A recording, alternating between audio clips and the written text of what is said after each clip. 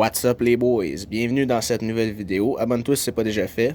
Dans celle-là, on va parler de Jeff Petrie, des rumeurs de transactions qui l'entourent, puis de sa non-réaction face au coup de Zach Cation sur Samuel Montembeault. Premièrement, Jeff Petrie est encore un bon défenseur malgré tout, mais il a l'air d'avoir un mental pas mal fragile. Je pense qu'il est une des raisons principales pourquoi le CH a jamais été capable de se lever ou de gagner des games serrés, parce que oui, il y a eu des games serrés cette année. Pas beaucoup, mais il y en a eu. Avec la perte de tous les leaders que le club a dû composer avec, c'était le meilleur moment pour Jeff Petrie de se lever cette année et de prouver que malgré que Weber et Price étaient là, qu'il était là lui aussi pour mener le groupe à la victoire, avec son côté leadership. Ce qu'il a échoué lamentablement avec son jeu de mollesse extrême depuis le début de la saison, et c'est dur de voir ce gars-là comme un leader en rétrospective des autres années. Maintenant, aujourd'hui, il y a plusieurs rumeurs le concernant au fait qu'il voudrait se faire échanger ailleurs. Cependant, quel serait le retour pour Jeff Petrie après une moitié de saison carrément affreuse? Je me mets à la place d'un scout ou d'un GM d'un autre club et à le voir aller malgré ses bonnes performances antérieures, surtout du côté offensif, il me dégoûterait comme il dégoûte aux fans du CH en ce moment. En aucun cas, j'irai dire à mon patron, si je suis un scout, que Petrie est la solution pour le club en le voyant aller. Cependant, ça se jouera avec le marché.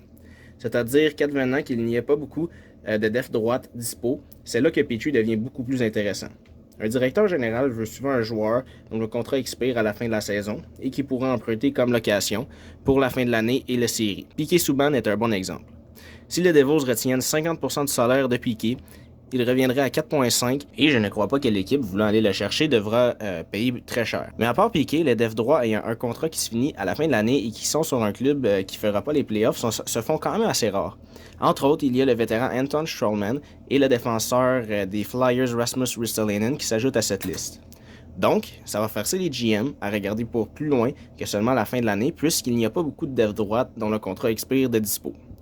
Personnellement, j'ai de la misère à voir une équipe prendre une chance avec Petrie, avec le contrat qu'il a, et ça serait de prendre une chance. Jeff Petrie pour l'équipe qui ira le chercher, à savoir s'il sera capable de revenir à un semblant de niveau de ce qu'il était avant. Kent Hughes et Jeff Gorton ne demanderont sûrement pas la lune non plus et vont sûrement retenir du salaire. J'ai ciblé quelques équipes qui pourraient avoir un intérêt envers un défenseur droit pouvant faire les séries.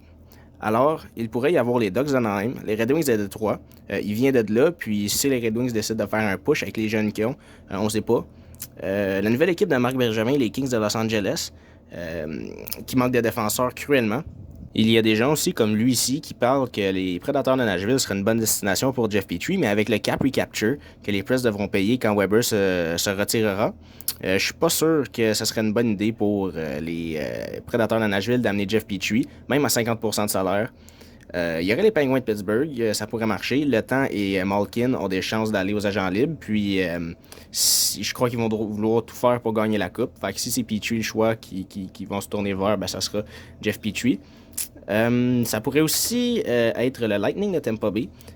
S'ils sont capables d'arranger les contrats, parce que je sais qu'ils ont beaucoup de caps sur la masse, mais ça pourrait peut-être marcher, puisqu'à droite, ils sont pas vraiment choyés tant que ça. Ils ont Chernak, Bogosian, Colin Foote, puis il y a Sergachev qui est gaucher, mais qui joue à droite. Mais bon, s'ils sont capables de manager les contrats, si c'est possible, on sait jamais.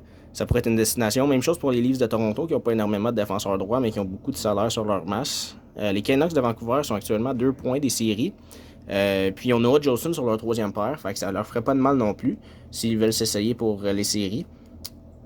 Puis finalement, il y aurait les Capitals de Washington, dont il y a Justin Schultz, puis je suis pas mal sûr que Jeff Petrie est pas mal meilleur que Justin Schultz en général. Bref, ça sera intéressant de voir qu'est-ce qui va se passer avec Jeff Petrie au cours des prochaines semaines, car il n'a pas perdu son talent à l'espace de quelques mois, c'est juste que ses mauvais côtés lui sont exposés au grand jour dans une équipe vraiment médiocre. On va aussi parler de la non-réaction des joueurs face à Cation qui est rentré dans Montembeault directement. C'est pas toute la faute à Jeff Petrie parce qu'il y avait aussi 4 autres joueurs sur la glace qui ont rien fait contre Cation. Par exemple, Mike Hoffman, c'est vraiment triste parce qu'il a levé ses bras puis après ça il est allé au banc comme vraiment comme un lâche, là, lâchement. Kulak, je le blâme un peu moins parce que lui il était en bataille avec la rondelle puis il a rien vu pantoute, mais malgré il faut pas la tête à Papineau ou être le pingouin qui glisse le plus loin pour savoir que quand Cation vient de passer devant ton goaler puis qu'il se retrouve à terre ou qu'il y a le casque, qu'il n'y a plus de casque, ben que faire un plus 1 puis ça égale 2, là, tu sais. Bref, ça enlève pas que Comme tout le monde dit, Petrie était le plus proche, c'est le vétéran de cette équipe-là, puis il aurait dû faire de quoi. Ça prouve à quel point, selon moi, il se fout de tout ce qui entoure le CH dans mon livre à moi, et personnellement, je l'enverrais faire un tour dans les estrades à 100%. Pour conclure, je pense que Jeff Petrie s'en va à 1000% si une équipe appelle le CH pour ce service, puis si ça fait l'affaire des deux équipes. En fait, surtout si ça fait l'affaire de l'autre équipe. Et quelque chose qui pourrait jouer à notre avantage, comme je disais, c'est si le marché pour des defs droits est pas super d'ici la date limite et que Petrie est dans les joueurs ciblés par une autre équipe dû à ce manque. Sur ce, n'oubliez pas de vous abonner, de liker et de partager vos pensées dans les commentaires et on se voit très bientôt. Ciao!